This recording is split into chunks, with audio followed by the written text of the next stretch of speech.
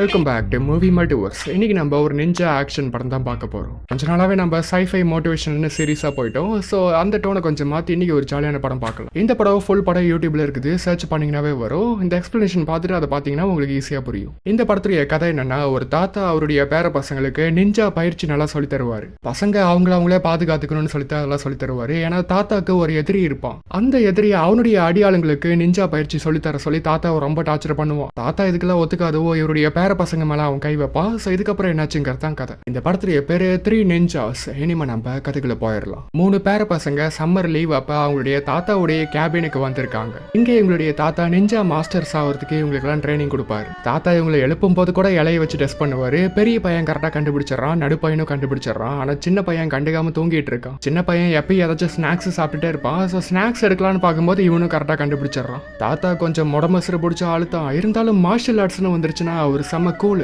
வருஷம் இப்படித்தான் சம்மர் அப்ப ட்ரைனிங் எடுப்பாங்க. ஆனா இந்த சம்மர் ஒரு மறக்க முடியாத ஒரு சம்மரா அமைஞ்சிச்சு இவங்களுக்கு. ட்ரைனிங் செம்ம கடுமையா போகுது. காலில் வெயிட் கட்டிட்டு ஓட சொல்றாரு. அப்புறம் இவரை இழுத்துட்டு போக சொல்றாரு. மார்ஷல் ஆர்ட்ஸ்ல பயன்படுத்துற வெப்பன்ஸை கொடுத்தும் ட்ரைனிங் தராரு. பலம் பேலன்ஸ்னு எல்லாத்துலயும் ட்ரைனிங் தராரு. ஒரு கடத்துல தாத்தாவை எதிர்த்து இவங்களா சண்டை போடுற மாதிரி தாத்தா இவங்களுக்கு ட்ரைனிங் தராரு. ஆனா என்னத்தான் 3 பேர் சேர்ந்து ஒரு வயசானவர் ஏத்தாலும் தாத்தா செம்மையா சமாளிக்கிறாரு. ஏன்னா தாத்தா ஒரு பெஸ்ட் மார்ஷல் ஆர்டிஸ்ட். இவர் அடிச்சுக்க ஆளே இல்ல. பெரியவங்க வந்தா கூட இவர் சமாளிச்சிருவாரு. ஒரு கடத்துல பசங்க தாத்தாவே தோக்கடிக்கிற அளவுக்கு போயிடுறாங்க. பட் தாத்தா அப்ப ஸ்மோக்க போட்டுட்டு மரத்துல ஏறிக்கிறாரு. தாத்தா இன்னும் கொஞ்சம் விட்டு அவங்களை தோக்கடிச்சிருப்போன்னு சொன்னதுக்கு, நான் காரை நிப்பாட்டினதுனால தானே என் கூட சண்டை போட்டீங்க. நான் காரை நிப்பாட்டாம அப்படியே ஏத்திட்டு போயிருந்தா நீங்களா சாணி ஆயிருப்பீங்கன்னு சொல்றாரு. நீங்க அப்படி செய்ய மாட்டீங்கன்னு எங்களுக்கு தெரியும். இந்த சண்டையில் நீங்க 2 பாடத்தை கத்துக்கணும். ஒன்னு, தோக்கடிக்க முடியாத ஆப்போனண்ட்டை நம்ம எப்பயும் தாக்க கூடாது. 2வது, உள்ள மரத்துல யாராதீங்க எப்பயும் ரொம்ப குத்துது. இதுக்கப்புறம் தாத்தா ஏதோ மாஸ்க் எடுக்கிறாரு. என்ன தாத்தா ஏதோ அசிங்க முடிச்ச மாஸ்க் எடுக்கிறீங்களேன்னு சொல்லி இவனெல்லாம் கலாய்க்கிறானுங்க. எனக்கு நிஞ்சா பேர் வைக்கும்போது என் அப்பா எனக்கு கொடுத்த மாஸ்க் இது. அந்த ட்ரெடிஷனை தான் உங்களுக்கு நான் கண்டினியூ பண்ண போறேன். ஆனா எங்களுக்கு ஏற்கனவே பேர்லாம் இருக்குதுன்னு சொன்னதுக்கு, அது குடும்ப பேரு, நான் வைக்க போறது நிஞ்சா பேருன்னு சொல்றாரு. முதல்ல பெரிய பையனுக்கு ராக்கின்னு பேர் வச்சு இந்த மாஸ்க தராரு.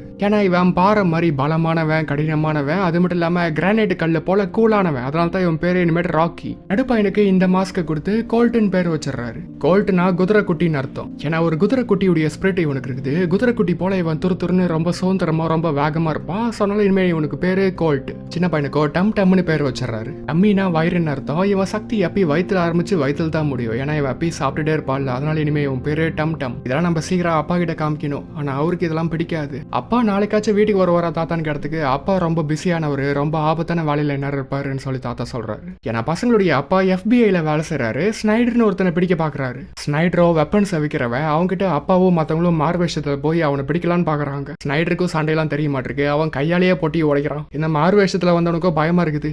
அரே பாய், என்னத்துக்கு திருத்துன்னு முழிக்குதோ, FBI ஆனா ஸ்னைடரும் நிறைய நிஞ்சா அடியாளங்களை வச்சிருக்கான். அவங்கள பயன்படுத்தி இவன் தப்பிக்கிறான். இவன் கொஞ்சம் முட்டா பையனா தான் இருக்கான். இவங்க கொண்டு வந்த போலி நோட்டெல்லாம் உண்மையான நோட்டுன்னு நினைச்சு ஏமாந்து போயிட்டான். கடைசியா வாளுங்களா ஹெலிகாப்டர்ல வந்து இவனை காப்பாத்திடுறாங்க. ஸோ இவன் இங்க இருந்து தப்பிச்சு போயிடுறான். அப்ப இந்த வேற ஹவுஸ்ல என்னென்னமோ வெப்பன்ஸ் எல்லாம் இருக்குதுப்பா, இதெல்லாம் வச்சு World War 3 ஆரம்பிக்கலாம் போல. எனக்கு இதெல்லாம் முக்கியம் இல்ல, எனக்கு அந்த ஸ்னைடர் தான் பிடிக்கணும்னு சொல்லி அப்பா கத்துறாரு. ஸ்னைடரோ செம்ம கோவத்துல இருக்கிறான். எப்படியோ என்னை மோப்பம் பிடிச்சி வந்துட்டாங்களேன்னு. தாத்தாவுடைய பழைய தோஸ்து தான் ஸ்னைடரு. தாத்தாவுடைய பொண்ணை தான் அப்பா கல்யாணம் பண்ணிருக்காரு. ஸோ தாத்தாவுக்கு அப்பா மருமக. ஒரு பக்கம் பசங்களா இங்க சமைச்சிட்டு இருக்காங்க. இதுல கூட இவங்களுடைய நிஞ்சா திறமையை காட்டுறாங்க. தாத்தா ஒரு ஜப்பான்காரரு, இவங்க பாட்டி ஒரு அமெரிக்காக்காரங்க. அம்மா தாத்தா, இந்த போட்டோல உங்க மேல யாருடைய கையோ இருக்குது, அந்த கை யாரோடதுன்னு கேட்டதுக்கு தாத்தா சொல்ல மாட்டேங்கிறாரு. அம்மாயிட போன் பேசிட்டு இருக்கலன்னு சொல்லி சமாளிச்சிடுறாரு. இதுக்கப்புறம் இவங்களா சாப்பிட்டுட்டு இருக்கும்போது நிஞ்சானா யாருன்னு தாத்தா கேட்கிறாரு. நிஞ்சா ரொம்ப வேகமானவன், சுற்றுச்சூழலுக்கு நண்பன், சுற்றுச்சூழல்ல இருக்கிறத வச்சு அவன் தப்பிக்க பார்ப்பான். நிஞ்சா ரொம்ப நேர்மையானவன், நல்லவன். அவன் மனசு உடம்பு ஆன்மா எல்லாம் ஒண்ணு. கட்டுப்பாடானவன், ஒழுக்கமானவன். நிஞ்சாக்கு இயற்கைனா பிடிக்கும். ஏன்னா இயற்கையில ஒரு அங்க அவன். எல்லாத்தோட முக்கியம், நிஞ்சா அவனை விட பலவீனமானவங்க கிட்ட அவன் சக்தியை காட்ட மாட்டான். ஆனா தாத்தா என்னை கம்பேர் பண்ணா எல்லாரும் ஸ்லோ தான், எல்லாரும் வீக் தானே கோல்டு சொன்னதுக்கு, ரொம்ப ஓவர் கான்பிடென்டா இருக்காதுன்னு சொல்லிட்டு தாத்தா அவருடைய வேகத்தை காமிக்கிறாரு. ஒரு கைத்துல உள்ள இலையை தனியா எடுத்தா அதை வெட்ட முடியும். ஆனா 4 இலை ஒன்னா சேர்ந்து ஒரு கைத்துல இருந்தா அந்த கயிறை வெட்ட முடியாது, கஷ்டம். அப்ப இங்க அலாரம் அடிக்குது. ஏன்னா ஸ்னைடர் ஆளுங்களும் இங்க வந்துட்டாங்க. ஏன்னா தாத்தா இவங்களை எல்லாம் உள்ள போக சொல்றாரு. ஆனா பசங்க கேட்காம சண்டை போடுறானுங்க. தாத்தாவும் வேற வழி இல்லாம சண்டை போட ஆரம்பிச்சிடறாரு. பசங்களும் சமையாவே சண்டை போடுறானுங்க. போறாங்க. கடைசியா தாத்தாவே எல்லாத்தையும் அடிச்சு போட்டு பசங்க எல்லாம் உள்ள போக சொல்லிடுறாரு. பரவாயில்லையே, இப்ப நீ நல்லாவே சண்டை போடுறேன். நான் வச்ச டெஸ்ட்ல பாஸ் பண்ணிட்டேன். நான் பண்ண பெரிய தப்பே உன் கூட கூட்டு வச்சதான். இல்ல, நீ பண்ண பெரிய தப்பே கராத்தே சொல்லி கொடுக்கறத நிப்பாட்டினதான். நிறைய ஆளுங்களுக்கு சொல்லி கொடுத்திருந்தேன்னா நிறைய காசு பார்த்துருக்கலாம். இப்ப பாரு, காசு இல்லாம இப்படி ஒரு கேவலமான இடத்துல வேற வழியே இல்லாம 3 சின்ன பசங்களுக்கு நீ சொல்லி கொடுத்துட்டு இருக்கு. அவங்க என் ஸ்டூடெண்ட்ஸ் இல்ல, அவங்க என் ஃபேமிலி. நைட் ரிப்பி வற்புறுத்துறான், என் ஆளுங்களுக்கு மார்ஷல் ஆர்ட் சொல்லித்தான், நான் உனக்கு நிறைய காசு தரேன்னு சொல்லி. ஆனா தாத்தா ஒத்துக்கவே இல்லை. ஒழுங்கா ஒத்துக்கோ, இல்ல காசு மட்டும் போகாது. உன் மருமகனை நீ இழப்ப, அப்புறம் உன் மகளை பாதுகாக்க யாரும் இருக்க மாட்டாங்க. தாத்தாக்கு இது கேட்டு கோவம் வருது. நீ ஸ்லோ ஆயிட்டு இருக்க கிழவா. உன் மருமகனை என் வழியில வரவேணான்னு சொல்லு. இல்ல, அவன் அவ்வளவுதான் சொல்லி அவன் மிரட்டிட்டு போறான். இந்த கோவத்தெல்லாம் தாத்தா பசங்க கிட்ட காமிக்கிறாரு. எதுக்கு வெளியே வந்தீங்க? வீட்டுல தானே இருக்க சொன்னேன். நான் என்ன உதவி கேட்டேனான்னு சொல்லி. ஆனா தாத்தா ஒரு நெஞ்சாக்கு ஓவர் கான்பிடென்ட் இருக்கக்கூடாது. இதுக்கப்புறம் தாத்தா பசங்களுக்கு ஒரு டம்மி பொம்மையை வச்சு ட்ரைனிங் தராரு. இப்ப நான் உங்களுக்கு சொல்லித்தர போறது ரொம்ப ஆபத்தானது. அதனால உங்க உசுருக்கே ஆபத்து, வேற வழியே இல்லைன்னா மட்டும் தான் இதை பயன்படுத்தணும்னு சொல்லி எல்லாத்துக்கிட்டையும் சத்தியம் வாங்கிக்கிறாரு. உடம்புல சில முக்கியமான இடங்கள்லாம் இருக்கு, அங்க அடிச்சா ரொம்ப ஆபத்து. அதுக்கப்புறம் ஆப்போனட் சண்டைக்கே வரமாட்டான். இதுக்கப்புறம் ராக்கியை இந்த இடத்துல அடிக்க சொல்றாரு. அங்க ஒரு சுவிட்ச் இருக்குது, அடிச்ச உடனே பெல் அடிச்சு லைட் எரியுது. இதுக்கப்புறம் இங்க அடிக்க சொல்றாரு.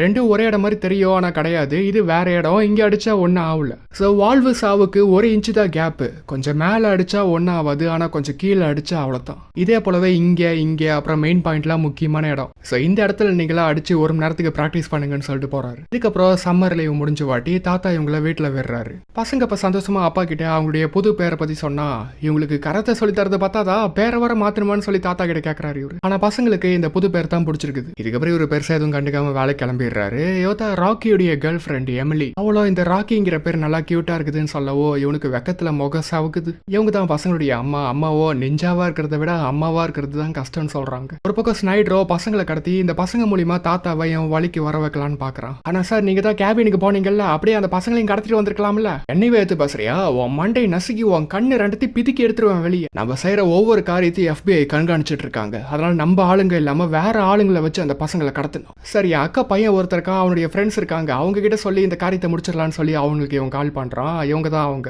அவனுங்களோ அழகே பொறாமை கொள்ளும் பேர் அழகின்னு சொல்லி மேகசின்ல பொண்ணை பார்க்கல ஒரு சஃப் போர்டை பார்த்து வர்ணிச்சிட்டு இருக்கிறானுங்க. அப்ப ஏதாச்சும் ஒன்று வாங்குங்க, இல்லை இங்க இருந்து கிளம்புங்கன்னு கடைக்காரர் சொன்னா இவனுக்கு கண்ணை காமிச்சு மிரட்டி ஒழுங்கா கல்லாப்பட்டியில உள்ள பணத்தெல்லாம் எடுன்னு சொல்லி கேட்கறானுங்க. அப்ப இவன் பேச்சர்ல ஏதோ சிக்னல் வருது. உன்னை இவனோ சார் போனை யூஸ் பண்ணிக்கிட்டுமான்னு சொல்லிட்டு மரியாதையா கேட்டு போனை யூஸ் பண்ணிக்கிறான். நைட் ஆளுக்கு தான் கால் பண்ணிருக்கான். அவன் அந்த பசங்களை கடத்தணும்னு சொல்லி அவங்களுடைய அட்ரஸ் எல்லாம் சொல்றான். ஒழுங்கா கடத்துங்க, இல்ல உங்களை கொன்றுவோன்னு சொல்லி வேற மிரட்டுறான். தீப்பெட்டியில கயிறு கட்டி போன் மாதிரி செஞ்சு நம்ம சின்ன வயசுல விளையாடுவோம்ல, அது போல ராக்கி ஒரு போன் மாதிரி செஞ்சு வச்சிருக்கான். அதுல எமிலி ராக்கி மாத்தி பேசிக்கிறாங்க. எமிலியோ நாளைக்கு ஸ்கூலுக்கு எத்தனை மணிக்கு கிளம்புவேன்னு சொல்லி நானும் கூட வரேன்னு சொல்றான். இவனுக்கு வேற ராக்கி எமிலியே லவ் பண்றான், ராக்கி எமிலியே லவ் பண்றான்னு கலாய்க்கிறானுங்க. அப்ப அலாரம் அடிக்குது, ஏன்னா அம்மா வந்துட்டு இருக்காங்க. டக்குன்னு இவங்க 3 பேரும் பெட்ல தூங்க போயிடுறானுங்க. அம்மாவும் தூங்கிட்டு இருக்கிறதா நினைச்சிட்டு கம்முன்னு போயிடுறாங்க. தாத்தா கிட்ட ஒருத்தன் பிரச்சனை பண்ணால அவனை பத்தி நம்ம அப்பாயிட சொல்லாமான்னு கோல்டு கிடத்துக்கு நாளைக்கு சொல்லிக்கலாம், இப்ப நீங்க எல்லாரும் தூங்குங்கன்னு சொல்லி ராக்கி சொல்றான். பசங்க வீட்டு பக்கத்துல அந்த அடியாளுடைய அல்ல கைங்களா வந்துடுறானுங்க இவனுக்கு கடத்த. பட் வீட்டுல அப்பாவும் மத்த FBI ஏஜென்ட்ஸ் இருக்கிறத பார்த்து நாளைக்கு பாத்துக்கலான்னு விட்டுறானுங்க. ஒரு பக்கம் தாத்தா பயங்கரமா ட்ரைனிங் எடுத்துட்டு இருக்காரு. ஏன்னா ஸ்னைடர் மூலியமா இவருடைய குடும்பத்துக்கு ஆபத்து வருங்கிறது இவருக்கு தெரியும். அடுத்த நாள் எமிலியோ வீட்டுக்கே வந்துடுறா, ரெடியா ஸ்கூலுக்கு போலாமான்னு. இதுக்கப்புறம் இவங்களா ஜாலியா ஸ்கூலுக்கு கிளம்பிடுறாங்க சைக்கிள்ல. அந்த அல்ல கைங்களும் பசங்களை ஃபாலோ பண்றாங்க கடத்துறதுக்கு. நான் பசங்களும் வேணே போக கூடாதுன்னு போட்டிருக்க இடத்துக்குள்ள போய் சைக்கிளை வச்சு செம்மையா ஸ்டண்ட் காமிச்சிட்டு இருக்கிறானுங்க. இதை பார்த்துட்டு இந்த அல்ல கைங்க ஒரு போலீஸ் வண்டியில மோதி மாட்டிக்கிறானுங்க. எமிலி இவங்க கூட இல்ல, ஏன்னா அவ ஸ்ட்ரைட்டான வழியில் தான் வந்துட்டு இருந்தா. அப்ப சில புள்ளி பசங்க வந்து இந்த சைக்கிள் என் தங்கச்சிக்கு கரெக்டா இருக்குன்னு சொல்லி சைக்கிளை புடுங்கிட்டு போயிடுறானுங்க. இதனால எமிலி ராக்கி மேல கோச்சுக்கிறான், நீ சீன் காமிச்சிட்டு தனியா போனதுனால தான் இப்படி ஆயிடுச்சுன்னு. அல்ல கைங்களோ இந்த அடியாள் கிட்ட சமாளிச்சுட்டு இருக்கானுங்க. சில பல பிரச்சனைகள்லாம் வந்துருச்சு, அதனால தான் லேட் ஆகுதுன்னு. என்னால ஸ்னைடர் கத்துறான், நீ நடுராத்திரி கூட அந்த பசங்களை நீங்க கடத்தணும்னு. எப்படா ஸ்கூல் முடியும்? ஸ்கூல் முடிகிற வரைக்கும் முழுசா நான் ஸ்கூல்லேயே இருந்தது கிடையாதுடா, எனக்கு எப்படா தெரியும். இங்க ஸ்கூல்லேயே கோல்டு கிட்ட ஒரு பையன் அர்னால்டை யாராலையும் தோக்கடிக்க முடியாதுன்னு சொல்லிருக்கான். இல்ல ப்ரூஸ்லி அர்னால்டை தோக்கடிச்சிருவாருன்னு சொல்லி இவன் சொல்றான். அப்ப அந்த புள்ளி பசங்க இவங்க பேஸ்கெட் பால் எடுத்துக்கிட்டு பால் வேணும்னா எங்க கூட நீங்க விளையாடணும்னு சொல்லி தொல்லை பண்றானுங்க. இந்த ஸ்கூல்ல அந்த பசங்களாம் ஃபைட்டுன்னு ஓடி வந்து சுத்தி நின்னுக்கிறானுங்க வேடிக்கை பாக்குறதுக்கு. ராக்கி ஓகே விளையாடலான்னு ஒத்துக்கிறான். நாங்க ஜெயிச்சா உங்களுடைய சைக்கிள்ஸையும் நாங்க எடுத்துக்குவோம், ஒருவேளை நீங்க ஜெயிச்சா உங்களை நாங்க அடிக்காம விட்டுருவோம்னு சொல்லி இந்த புள்ளி பசங்க சொல்றானுங்க. ஓகே 10 பாயிண்ட் எடுத்தா வின்னு, நீங்க ஏற்கனவே 9 பாயிண்ட் லேடுன்னு வச்சுக்கோங்க. ஸோ அதனால நீங்க இன்னும் 1 பாயிண்ட் எடுத்தா வின்னு, நாங்க 10 பாயிண்ட் எடுக்கணும் ஜெயிக்கிறதுக்கு. இதுக்கப்புறம் ராக்கி கோல்டு செம்மையா ஆடுறானுங்க. ஆப்போனன்ட்ல உள்ள 2 புள்ளி பசங்களால சமாளிக்கவே முடியல. அந்த புள்ளி பசங்க 1 பாயிண்ட் எடுத்தா போதும், பட் அந்த 1 பாயிண்ட் எடுக்கிறதுக்கே இவங்களுக்கு நாக்கு தள்ளுது. கிட்ட ராக்கியும் கோல்டு ஈஸியா ஜெயிச்சிருப்பாங்க. பட் அப்பன்னு பார்த்து இந்த புள்ளி பசங்க இவங்களை தள்ளி விட்டு ஃபவுல் பண்ணி ஏமாத்தி அந்த ஒரு பாயிண்ட் எடுத்து ஜெயிச்சிடறானுங்க. இதனால கோல்டுக்கு செம்ம கோவமாயிருச்சு. அவன் சண்டைக்கு போலான்னு போகும்போது பிடி சார் குறுக்கால வந்துடுறாரு.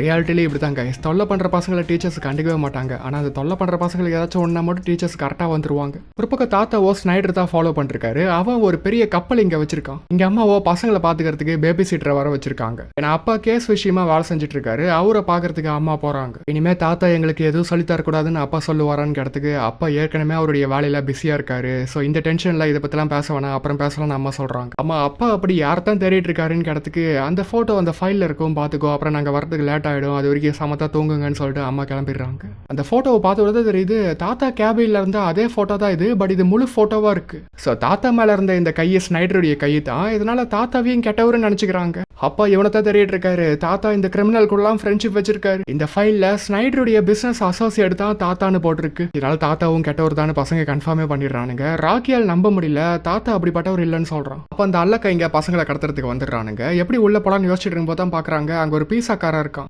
அவன் அடிச்சு போட்டுட்டு பீஸா கைன்னு சொல்லி வந்துடுறானுங்க. ஆனா நான் எந்த பீஸாவையும் ஆர்டர் பண்ணலையான்னு பேபி சீட்டர் சொன்னதுக்கு உள்ள பசங்க இருக்காங்களா, பசங்க ஏதாச்சும் ஆர்டர் பண்ணிருப்பாங்கன்னு சொல்லி ஏமாத்தி உள்ள வந்து பேபி சீட்டரை ஒரு இடத்துக்குள்ள அடைச்சிடறானுங்க. கோல்ட் இதை பார்த்துட்டு வந்துட்டு கைஸ் நல்ல செய்தி கெட்ட செய்தி. நல்ல செய்தி பீஸாக்காரங்க வந்து பேபி சீட்டரை அடைச்சிட்டாங்க. ஆனா கெட்ட செய்தி அவங்களா கன்னு வச்சிருக்காங்கன்னு சொல்றான். இவங்க கிட்ட போனும் இல்ல, பேசாம எமிலி கிட்ட சொல்லி அவகிட்ட போலீஸ்க்கு கால் பண்ண சொல்லலாம்னு ராக்கி சொல்றான். ஆனா கோல்ட் வேணாங்கிறான். ஏன்னா இதான் நமக்கான வாய்ப்பு. இந்த 3 திருடங்களையும் நம்மளே அடிச்சு போட்டா அப்பாக்கும் நம்ம நிஞ்சா ட்ரைனிங் ஒர்த்துன்னு புரியும்னு சொல்றான். இதுக்கப்புறம் பசங்களும் நிஞ்சா காஸ்டியூம் நிஞ்சா மாஸ்க் எல்லாம் போட்டுட்டு தயாராகிறாங்க. ஆனா இவங்க வச்சிருந்த ஆயுதங்களை எல்லாம் வீட்டுல காணோம். ஏன்னா இவங்க அப்பா எல்லாத்தையும் எடுத்து ஒளிச்சு வச்சுட்டாரு. அப்பன்னு பார்த்தா அலாரம் அடிக்குது. ஏன்னா அந்த அல்லக்க இங்க இவங்க ரூமுக்கு பக்கத்துல வந்துட்டாங்க. ஆனா உள்ள போய் பார்த்தா பசங்களை காணோம். ஏன்னா இவங்களுக்கு தெரியாத மாதிரி பசங்க எல்லாம் ஒளிஞ்சிட்டு இருக்காங்க.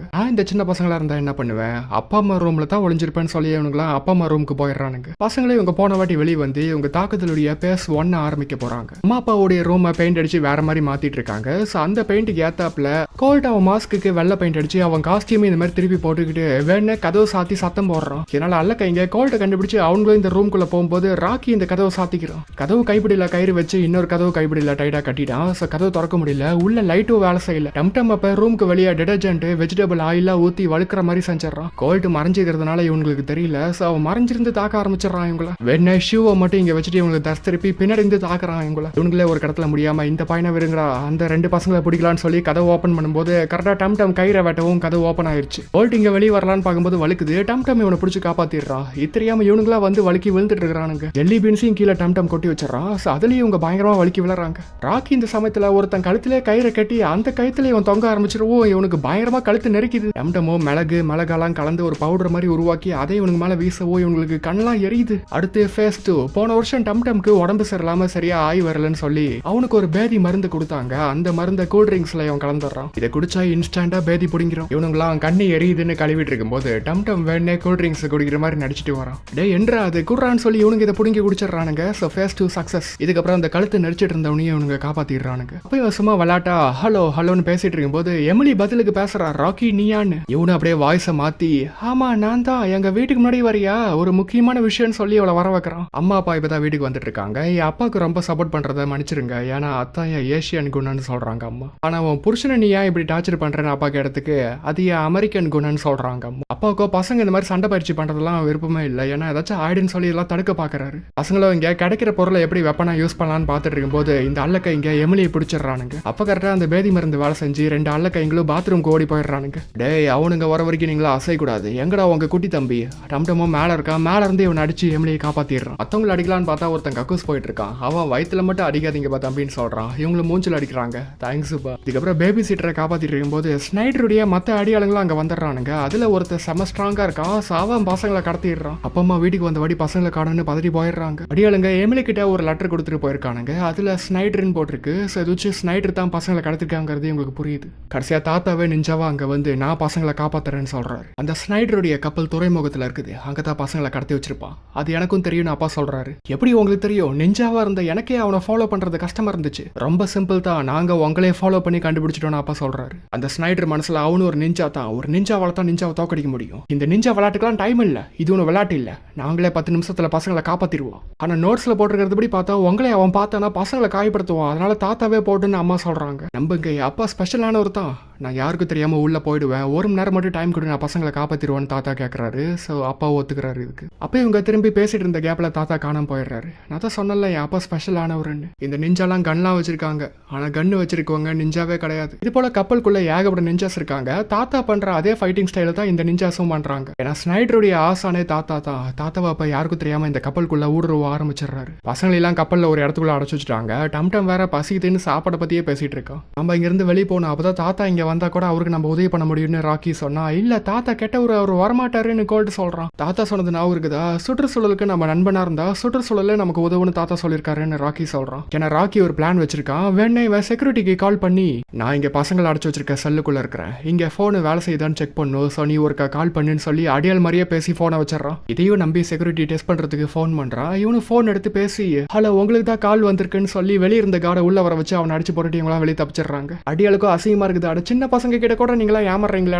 ஸ்னைடரோ காண்டாடுறான். அவங்களா சாதாரண சின்ன பசங்க தாண்டா, அந்த சின்ன பசங்களை பிடிங்க இல்ல சின்ன பெண்ண மாடுவீங்கன்னு. பசங்களா இங்க உள்ள பைப்பு சங்கிலி ஸ்பேனர் போன்ற விஷயங்களை பயன்படுத்தி நுண்சக்கு செஞ்சிடறாங்க. ஒருத்த உண்மையான நுண்சக்கே வச்சிருக்கான். அதை வச்சு சீன் காமிக்கிறங்கிற பேர்ல இவங்க ஆளுங்களே அடிச்சு போட்டுட்டு வரான். இவங்க எல்லாரையும் சமாளிச்சா கூட திடீர்னு ஒருத்தன் பேய் மாதிரி வரான். அவன் பாக்குறதுக்கே பயங்கரமா இருக்கிறான். கோல்டோ நான் இவனை பாத்துக்கிறேன்னு அசால்ட்டா சொல்லி பக்கத்துல இந்த பைப்பை திறந்துடுவோம். அதுல இருந்து ஸ்டீம் இவன் கண்ணிலே பட்டு கண்ணு எரிஞ்சு போயிருச்சு. அவனை ஈஸியா சமாளிச்சிடுறாங்க. கடைசியா அவங்க தாத்தாவை பாத்துடுறாங்க.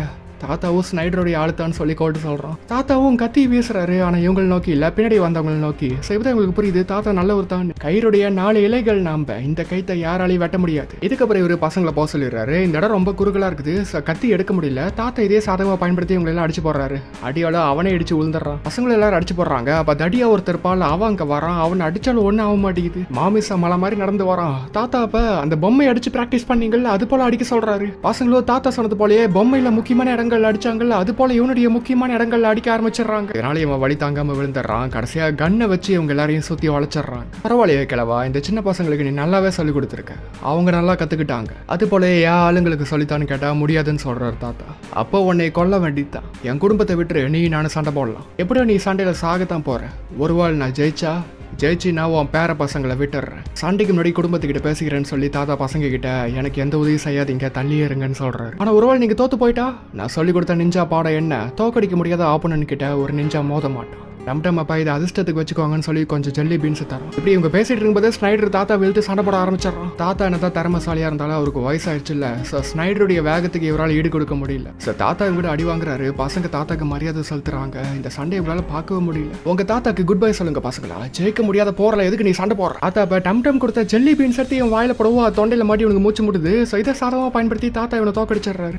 டம் சும்மா சாப்பிட்டுட்டு இருக்கும்போது ஜெல்லி பீன்ஸ் அவன் தொண்டையில சிக்கி மூச்சு அடைக்கும். ஸோ அது இப்ப சாதகமா பயன்பட்டுருச்சு. தாத்தா நல்ல ஒரு நாளே அவனை கடைசியா கொள்ளல. ஆனா இவ அடங்காம கன் எடுத்து சுட வரான். நல்ல வேலையா அப்பாவும் மத்த FBI ஏஜென்ட்ஸும் வந்து இவன் கையிலே சொட்டி இவனை பிடிச்சிடுறாங்க. மற்றவங்களையும் பிடிச்சிடுறாங்க. நீங்க செஞ்ச உதவிக்கு நான் உங்களுக்கு நன்றி சொல்லணும். தலை லைட்டா சாய், அதுவே போதும். இதுக்கப்புறம் அப்பாவும் பசங்களா அவங்களுடைய நிஞ்சா பேர் சொல்லியே கூப்பிடுறாரு. ஸோ தட் மீன்ஸ் தாத்தாவோட ட்ரைனிங்க்கு இவர் அப்ரூவ் கொடுத்துறாருன்னு அர்த்தம். எப்பா வாப்பா எவிடன்ஸ் கலெக்ட் பண்ண போலான்னு கூப்பிட்டா இல்ல நீயே கலெக்ட் பண்ணிக்கோ. என் ஃபேமிலி முழுக்க ஹீரோஸா இருக்காங்க, இவங்களுக்கு நான் பீஸா வாங்கி தந்து கொண்டாட போறேன்னு சொல்லி அப்பா சொல்றாரு. ஆனா தாத்தாக்கு பீஸா நான் பிடிக்காது. அடுத்த நாள் பசங்களா ஸ்கூலுக்கு போயிட்டு இருக்காங்க. டம்டமுடைய சைக்கிள் மட்டும் இன்னும் பாக்கி இருக்கு. அவன் ஓசாரா சைக்கிள்ல வந்துட்டு இருக்கான். அப்ப அந்த புள்ளி பசங்க மறுபடியும் வந்துடுறானுங்க தொல்லை பண்றதுக்கு. ஒழுங்கா எங்க சைக்கிள்லாம் கொடுத்துட்டு இங்க இருந்து போறீங்கன்னு ராக்கி சொல்றான். எமிலியா அப்ப சீன் காட்டுன்னு சொல்றா. இதனால் ராக்கி அவன் நிஞ்சா திறமையை காமிச்சு சண்டை போடவோ எல்லாரும் பஞ்சா பறந்து போயிடுறானுங்க சைக்கிளை விட்டுட்டு.